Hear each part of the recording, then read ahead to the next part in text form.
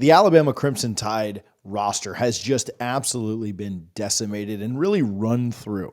According to multiple reports, it sounds like they've lost anywhere between 25 and 30 guys that were on the team last year. And why has this happened? Well, since Nick Saban retired, it obviously triggers the NCAA rule where players on their roster can jump into the portal. They have a 30-day window post any coaching change to do so. It's prompted several to reach out and say, hey, should we change the way that this is done? Should the rules be different? You've never heard that brought up before. You've never heard that complained about before until it finally impacted one of the elites of college football, until it finally impacted Alabama. There have been coaching changes all over that have happened with teams everywhere at all different times of the year. And it's never been brought up that we should change the rules. But now, because Alabama's impacted, because one of the elites, because a mighty team in the SEC is being impacted, folks are asking if we should change the rules. I would say no, that's silly.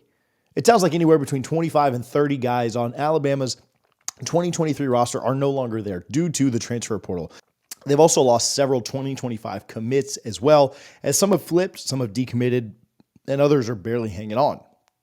So you might ask, why should we change the rules for Alabama when we've never considered changing them for anyone else?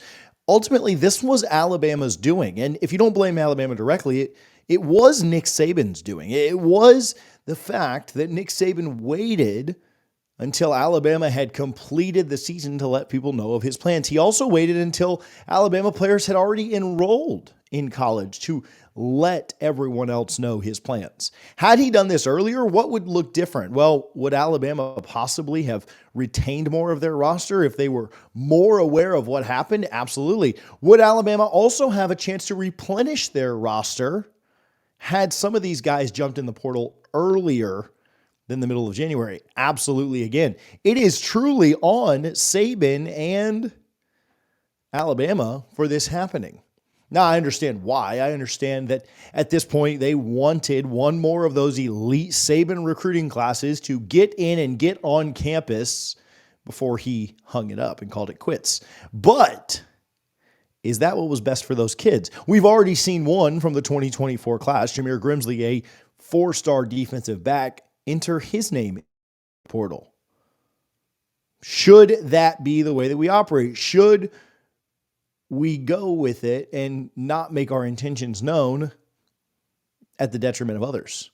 The detriment of others who are already jumping in the portal, who are already decommitting, and who are already flipping from Alabama at this point. Do we need a rules change, or do we need to just be a little more honest with how we go about things?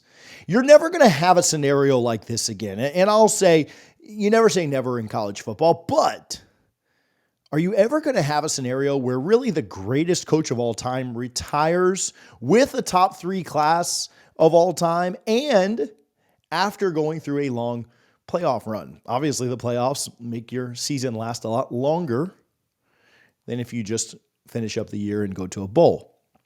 Will we ever have all 3 of those things in play at one time? Again, probably not. We probably will never see that again.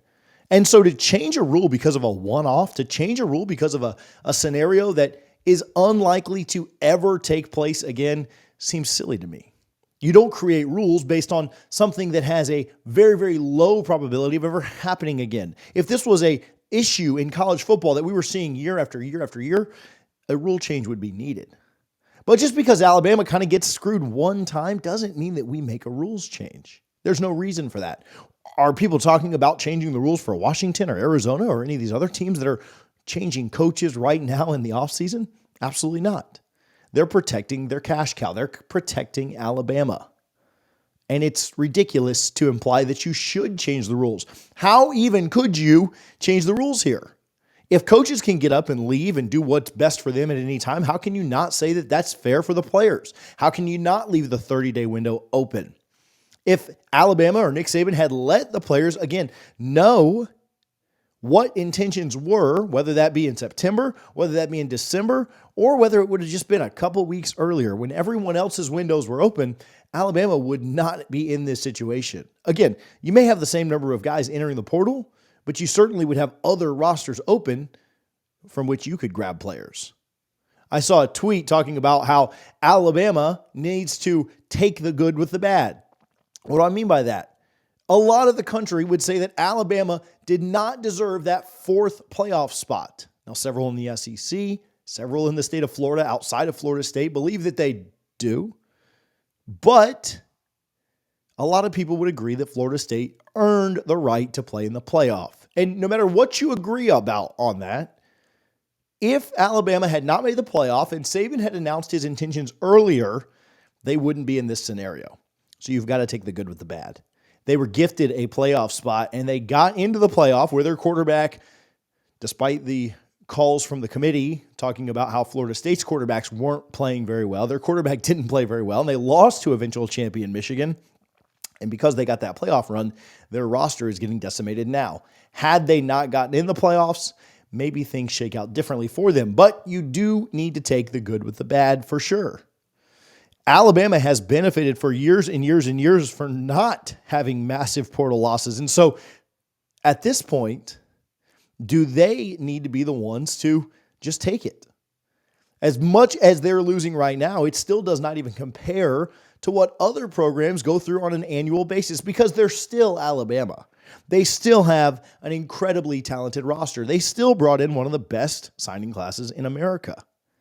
There's no sympathy for Alabama. There is no one that feels bad for Alabama. And anyone in the media suggesting that we should be changing rules to help them is absurd. Anyone in the media suggesting that we need to alter the way that college football works is crazy. This was a one-off, one-time scenario. And if their coach had just put them in a little bit better position, it wouldn't be going down. There's no sympathy for the rest of the country toward Alabama right now, especially considering the run they've been on in the last 15 years. And let me tell you something. If Harbaugh bolts to the NFL because he knows about the allegations that are coming down on him, there's not going to be a lot of love lost or sympathy for that program either. Ultimately, you make your bed and you lie in it. We'll see what ends up happening with this sport, with college football in general, when it comes to the transfer portal, NIL, and all these other things. But rules do not need to be altered, bent, or impacted because Alabama fans can't take a few transfers out. And I understand that it's more than just a few, but welcome to what the rest of college football has been dealing with for the last 4 or 5 years. Hey, this is a new channel, cover some other stuff, but want to take a big picture look at college football when we can. Hit the subscribe button if you're new.